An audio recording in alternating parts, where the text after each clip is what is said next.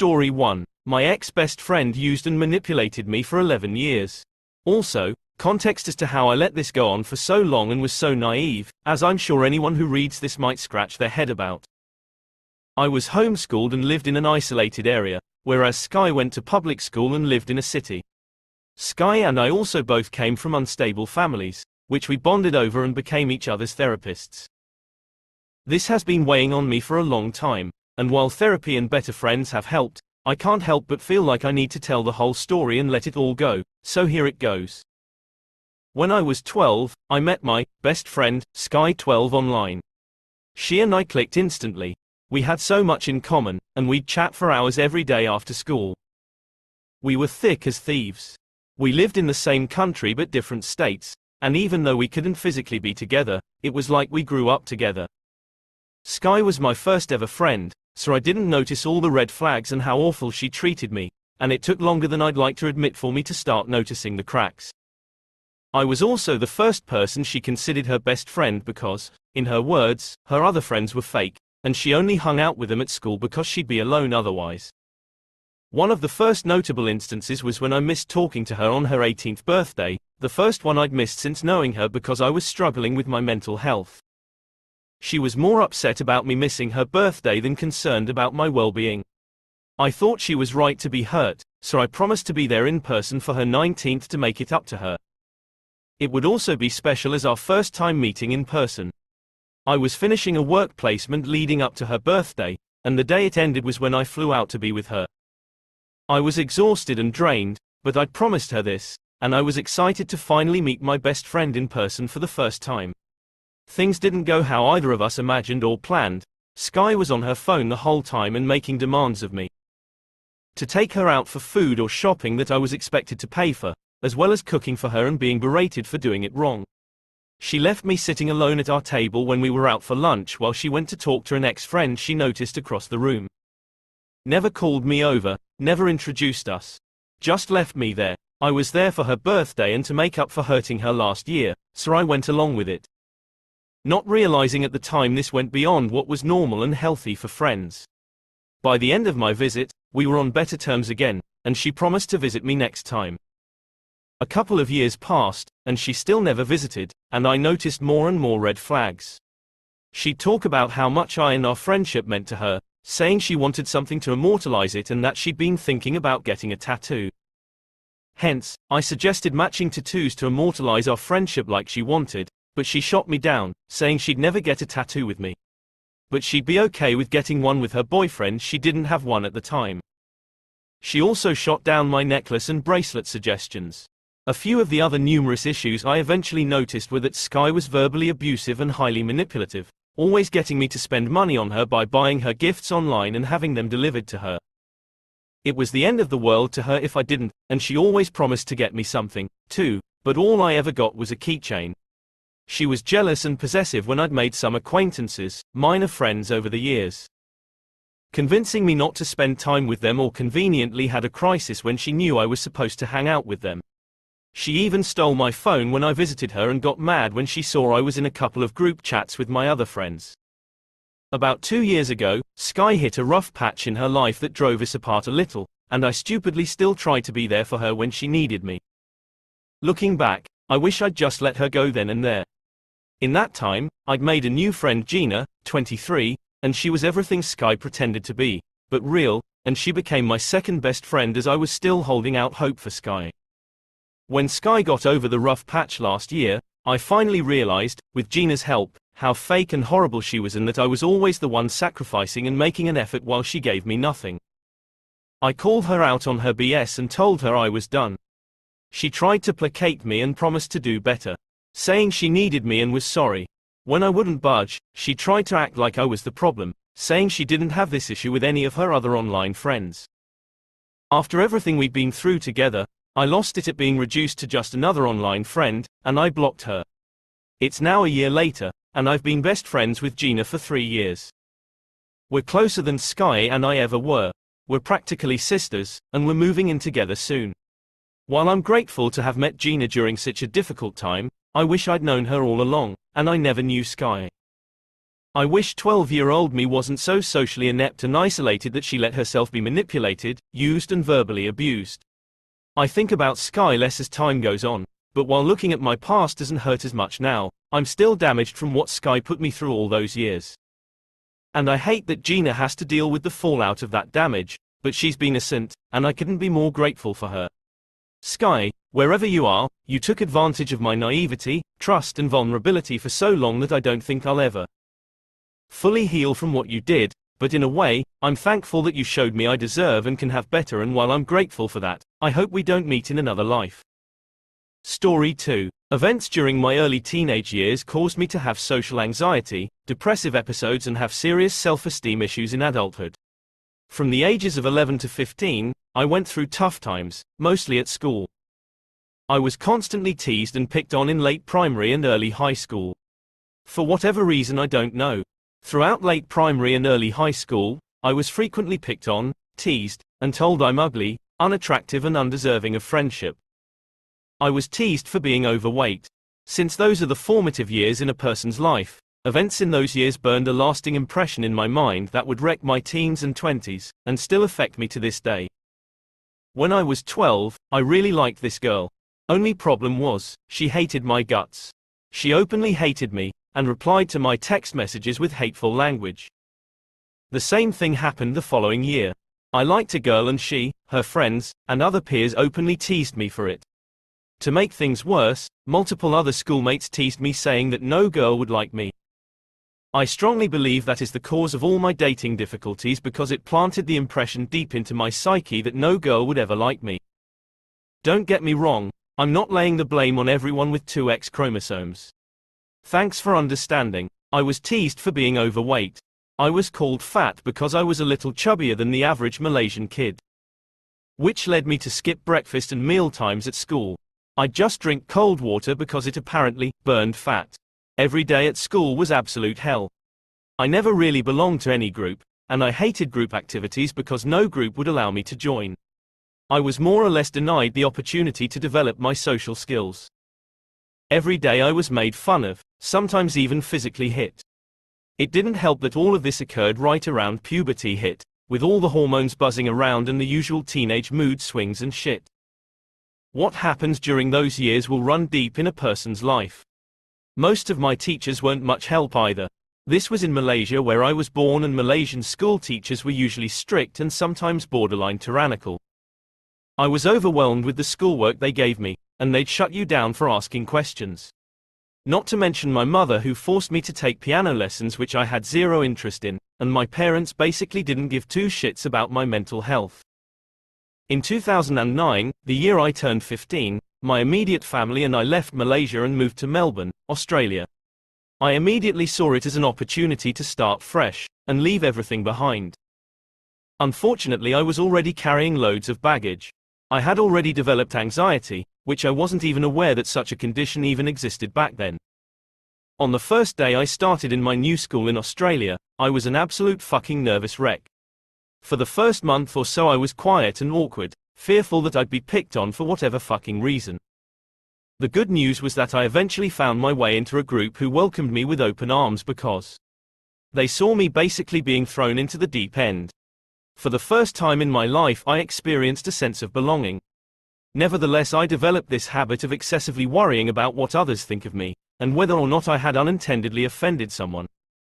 I'd ruminate for days at the cost of my mental stability. And because I was conditioned to believe that no girl would like me, I was deathly afraid to approach any girl that I liked. Hell, sometimes I'm afraid of females at all. My head was constantly coming up with excuses why girls would reject me. This was despite the fact that several girls were actually showing interest in me. When a girl showed interest, I'd either be awkward or not do anything, simply because I didn't know what to fucking do, and she'd lose interest in me. There were the usual hugging, hand holding and hair smelling. Some even tried to kiss me and I stupidly backed away because I was so scared. I guess this was also due to a slight culture shock because dating in high school in a Western country is more open compared to conservative Malaysia where it's basically taboo, sometimes outright forbidden. So I didn't really have a relationship in high school save for one girl I was kind of with. We drifted apart because I was a spineless wimp. So because I had practically zero relationship experience, I was so fearful that I'd never get a real girlfriend and never experience love. When COVID hit, news outlets were being flooded with reports of anti-Asian racism. Whenever I went outside, I was constantly fearful that someone would attack me because of my racial background. This unearthed my deep-seated fear of being attacked and judged by a random person for simply existing. Nevertheless, to this day I don't mingle with people I've never met, and I have this weird conundrum in my head where I assume I'd be judged and simultaneously ignored. I've become a people pleaser and find it difficult to stand my ground. Interacting with other people feels like a huge chore, and I get really jealous when I see others socializing so easily with people they haven't even met before, while I have to expend so much energy just to look barely normal. Plus, I can't tell if someone's joking or actually mocking me. I have this extremely tense feeling in my chest when I pass by a large group of people.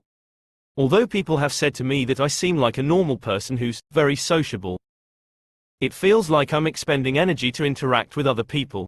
My mind is in overdrive in social situations, constantly searching for the right words to say and how to say them. I habitually think lowly of myself, and I believe I have imposter syndrome. If someone compliments me, I have a hard time believing it because I firmly believe I'm incapable of doing anything great. Whenever I get criticism, even constructive, I take it as a personal attack. And I get depression episodes just thinking about the past. I want to move on, I really want to. Sadly, I've built myself a mental prison, and I just want to get out of it. At the time of writing, I'm 29 going on 30, and basically my shitty mental state can be traced back to my peers in late primary and early high school who, for whatever fucking reason, were hellbent on making my life an absolute disaster. I simply had to write this down to get it off my chest. Story 3. I 20 meters am thinking of breaking things off with my fiancé 20F because of my addiction. I'm addicted to marijuana and I'm seeking help. I'm in therapy and have been doing my best. I'm open and honest and have been doing really good for a month. My fiancé is more mad at me than anything. She keeps saying she doesn't trust me because I relapsed a few weeks ago and I'm just telling her now. I honestly don't disagree with her. I need help. Therapy has been super helpful. But I worry our relationship is hard for both me and her. I need loving support, not judgment and scolding constantly. And she doesn't need all this stress. When she gets mad and accuses me of making bad decisions, it hurts my recovery process. I do really well until she gives me shit for how I am, then I get really down on myself, and that's what leads to my relapses. When I'm with my friends who are insanely supportive, it helps so much. Maybe there is someone in the world like that who will love me enough to want to support me like they do. My friends are understanding and patient. But I do know that it doesn't affect them as much because we are just friends, so my fiancé has more stress. We have had many fights in the past, and it took me a year to realize I have an unhealthy addiction. She says that the reason she gets so mad at me is because she is constantly reminded of our fights. Another reason ITBHK, maybe we should JSUT split. She says she loves me more than anything, but then maybe she wouldn't be treating me this way and would want to be helpful and supportive. And I say I love her more than anything, but maybe if that was true I wouldn't hide things like relapses from her. It's all been taking a big toll on both of us, and honestly I'm considering maybe breaking things off is what's best for me and her. This really sucks as we have so many things in place right now, getting a house together, wedding in 5 months, our families are super close now. We have been together for 5 years and the thought of a life without her is scary to say the least. But I want to get over this addiction, and put this all behind me. She said she will have a hard time doing that. I think maybe we both just need fresh starts. This is all pretty crazy to think about. She's all I've known for years, how I got through COVID, been there for me for so many other things. It's such a hard choice. I'm considering maybe we try counseling first. Also Reddit, I encourage you to not respond with, "You are too young to be married." I have been through college, work at a bank, she works at a university, we are both pretty established and mature. Would I be making the right decision in splitting off? TLDR, my cannabis addiction is causing a huge strain in relationship. Should I break it off for both of us? Story 4. I am 21, heard from a very reliable source that my girlfriend F22 is messing around and I don't know what to do. My girlfriend and I have been dating for the last 2 years and 4 months. From the start everything was great, but over time things have become real bland when we are together. I picked up on that but thought practically nothing of it and just kept on living life normally. For example, intimacy has slowed down majorly and it just seems like she isn't too happy or thrilled when we are together anymore like she used to be. Anyways, my girlfriend has a coworker who is cousins with a buddy of mine and my best friend, we'll call him William, was coincidentally with her tonight. I'm guessing because that buddy came home from the Navy or something and they were all hanging out. My best friend posts her on his story and I slide up and mention that I recognize her because my girlfriend is friends with this girl and they work together. William brings up the fact that I date her friend and coworker and they immediately have a double take and ask, wait, is that her boyfriend? And then get all silent and start being weird. William, being my one dog, starts to question what the issue is, and he soon get an answer. They say that she's been messing around with certain people including her ex-boyfriend, but I only get 2 names. William immediately calls me to let me know about what he heard, and I listen to him because I really don't think that I would get lied to by these certain people. The girl who is friends with my girlfriend starts to kind of freak out because she doesn't want me to mention her name or anything of the sort so that she doesn't have any beef in the future with her possibly. I'm guessing in case I bring her name up while confronting my girlfriend. She told William all she knows about the situation supposedly. I'm at a real standstill because we both have always talked about growing old and getting married and etc. Even though everything has been bland lately. I don't really know what to do and I don't have very much proof of anything, but I have a real gut feeling that it could all be true. One major red flag that I'll bring up happened last night. So, we hit 28 months today and last night I was real tired around 11:30, so I tell her I'm going to bed and say goodnight and all. I usually watch YouTube to go to sleep and I was still up when 12:00 hit. So I decide to go on Snapchat to tell her happy anniversary with a very heartfelt message attached. But I notice something that really weirds me out. Her location had been turned off. I start to think to myself like WTF, so I send her a text on iMessage asking her if she turned off her location. And before I go on, let me say that I'm a very easygoing person. I wasn't gonna hit her with accusations right off the bat, I just wanted to see what she would say. She didn't respond until the next morning and said that she went to sleep right after I got off the phone with her and that it was really weird. She didn't get mad at me or anything and she apologized to me about that happening even though she had zero explanation for it. I just went with it, but I was really sketched out. Day later I get the call from William. I don't know what to do or how I should go about it because I do love this girl and I don't want to believe it, but at the same time it's probably true based on the sources I'm getting this info from. This has happened in the past before to an extent. One time I had an anonymous Facebook account message me saying that my girl was cheating on me with some dude that I was familiar with. I talked with the dude not knowing who it was, asking for details, but he was very limited on what he said to me for some reason. I think he had a lack of proof because that's what I was asking for. I confront her about this and she denies cheating with said person. So I start to wonder if the dude was just lying to me to start drama, because we eventually found out who sent the messages and the person had a reputation for stirring things up from what I heard from my girlfriend and a few of her co-workers at the time. This was a while ago when she worked at a restaurant, by the way. Now she works in a dentist office. All those claims were supposedly false and I had no reason to believe that they were true at the time, but I'm bringing this up because William had told me over the phone that all those were true. The thing is that the friend and co-worker wasn't around at that point and it got brought up and William mentioned it to me, which caught me off guard. I really don't know what to do or how to go about this. I really need some advice on what to do, help a brother out. I really don't think that they would lie to me like that, and stuff like that doesn't just get brought up for no reason. Story 5. I'm rethinking remaining friends with my ex after some of the shocking things I've been hearing about him since our breakup. For some background, I 20 meters met my ex 20 meters in freshman year of college. We were in the same dorm building and hit it off from there during the first few weeks. We started dating and that first semester was fantastic, and then it started going super downhill after we came back from winter break. We basically lost all intimacy. He didn't want to kiss, have sex, have sleepovers, etc. almost ever anymore, and that was definitely pretty difficult for me. Also, things in our group of friends, us 2 plus 4 other people, started going bad, mostly between my ex and the others. He was having issues with him, but when I'd urge him to talk to them instead of just hiding away, he would refuse and say they should reach out to him. Well, this put me in an awkward spot. and I ended up having a sit-down conversation with the group without him even knowing I was doing this, to figure out what was going on. In the convo they all basically said, "We really like you, but we do not like. We'll still be friends with you, but he's ghosting us and we don't really want to fix it."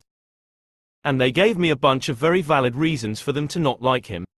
I tried to defend him, but honestly there was only so much I could say since I knew he had done basically all of the things they were saying because I witnessed them save for a few. Even though he didn't say it directly, he strongly implied that he did not like the idea of me remaining friends with them. Which I thought was valid because it would be kinda weird to be friends with people that actively dislike my partner, so I ended up cutting off the group in a huge blowout. At the time of cutting him off, I had 100% convinced myself that they actually hated me too and were only stringing me along because one of the group members was my roommate. I would say my ex was the biggest factor for cutting him off, but my insecurities definitely played a role because I saw similarities between me and my ex and thought, how could they hate him but like me? Plus, I have like super intense social anxiety and a not super great social history which culminated in me cutting off the group. Now both me and my ex were friendless and kinda miserable. Things between us still weren't great and we kept getting into the stupidest fucking fights. Majority of the time brought on by him. On top of no physical intimacy, he wouldn't even say, "I love you," ever. I said it for a while but he eventually said he'd rather me not say it either so I stopped too. For like damn near half of our relationship it just felt like we were good friends instead of being any kind of romantically involved. Well, fast forward to more recently and I initiated us breaking up, because I realized honestly I was losing feelings due to intimacy issues. We were fighting a ton. It didn't feel like it was every fun anymore, and during one of our serious conversations he admitted that he wasn't even sure what the difference between platonic and romantic love was, so he wasn't sure how he viewed me. Like, what? When we broke up he mentioned how he was hurt I broke up with him over something he said while trying to be vulnerable with me. And while I didn't reply I wanted to say, dude, no one is going to want to date you if you tell them you don't know how you feel about them after a year of dating. But I just kept my mouth shut. We agreed to stay friends but it's been hella awkward since the breakup. Like we basically haven't spent any time alone together since then and only hang out in our shared classes, which also feels low-key forced, but whatever. One day he gets sick and for the first time in one of our shared classes he's not there. The people at my table who I'm friendly with but don't really talk to outside of class, but we gossip in class together.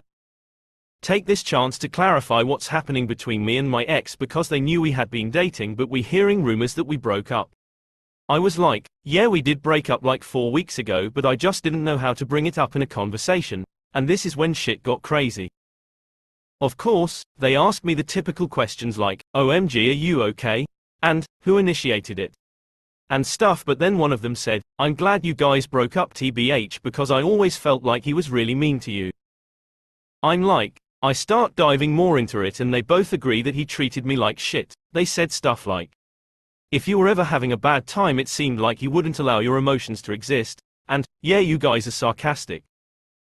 But he went a bit further, and apparently this was like a well-known thing for people that knew both me and my ex as a couple on campus. Because one of them talked about how they would talk to their friends about how bad everyone felt for me. This was all just blowing my fucking mind because I really thought that everyone who knew my ex aside from the old friend group loved him. He was super extroverted and talkative and would be able to have conversations with people anywhere anytime, even if sometimes afterwards he'd complain about him to me and I'd just be like, so stop having random conversations in the hallway. And when he'd stop to talk to people, since I'm pretty awkward, I'd just stand there silently on my phone. Maybe say hi or something. I always felt like I was bringing him down, but apparently everyone saw it the opposite. One of the people in my class is like, I was talking to my friends the other day and I was like, IDKY I never liked OP, he's actually really cool, we get along great in class, and my friend was like, it's because he's dating. Like, a thank you for the ego boost, and also B, since when did so many people hate him? So I'm asking more questions and eventually I say, was I basically just crazy by association? And the people at my table say yes, that apparently being associated with him just auto gave me a bad reputation, and I had no idea this entire time. I have been thinking people just didn't like me and that I just have issues making friends. Which could still be true to a certain extent, but apparently my ex's reputation had at least some effect on my own representative as well. So all of this makes me start reflecting a lot on that old friend group, because in the about half year since that shit blew up I haven't really made any new friends and have been pretty fucking lonely. And I start to realize how much of my decision to cut him off was due to my ex. In fact, I realize I can name multiple instances of the group showing how much they did love me and care for me. Like when at one point I had a big fight with my ex and they all came to my room with candy and stuff to comfort me. And then I start feeling so guilty because my blow up with them was basically me saying, "You're all fucking lying to me, I know you hate me and you're all assholes." When they really weren't. I text one of the ex-friends, the most mature one and also the one I was closest to, and ask if we can meet up and talk. We meet up and I basically apologize to her and tell her I've reflected and realized that I really acted like a dick in our last few interactions and blew up our friendship for nothing. And that she was right when she was telling me I was acting like an asshole with a victim complex. She's glad to hear that I'm not dating my ex anymore, and tells me that she knew she was always right about him and goes completely off about how much she fucking hates him. She's not mean to me, but not really that nice either, just very blunt and agrees that yes, I did fuck up, and that it sucks because she loved being my friend and the whole group loved me. And tells me about stuff they did over the summer and how she wished I could have been a part of their stuff. She tells me that honestly the rest of the group most likely wouldn't have even replied to my text message, because they had absolutely zero interest in talking to me at this point, but that she was indifferent and wanted to know what I had to say. She continues telling me how much of a POS my ex is, how she's never heard a single positive thing about him, and warns me that if I continue to associate with him that it will not end well for me because he does have a pretty bad reputation of just being a dick. We end the conversation and I just feel the worst I've felt since I broke up with him. I could tell by the conversation I had with her that it seemed pretty unlikely I'd ever rekindle that friendship with her or the rest of the group, which I know is my fault for burning those bridges, but damn. I would have much rather had close friendships with that group than a now finished and frankly shitty relationship. I now have 0 people I would confidently call my friend, just people I'm friendly with, and it still feels weird around my ex. I fully intended on remaining friends with him, but hearing all of this stuff lately has been making me think it might not be a great idea. IDK. I just feel like shit TBH. Plus it's the end of the semester, so there's lots of shit to do for exams and papers, and that's been stressful enough, but this week is the first time in a while where I have felt so awful about my life. I just can't help but think of all the what ifs and how I could have a super successful group of friends, but I supported someone that I guess fucked me over in the long run, and not even in the way I had wanted him to. I just needed to get this off my chest because my next therapy session felt like too far away and I've just been super all over the place mentally, and so I hope y'all enjoy my life's current drama.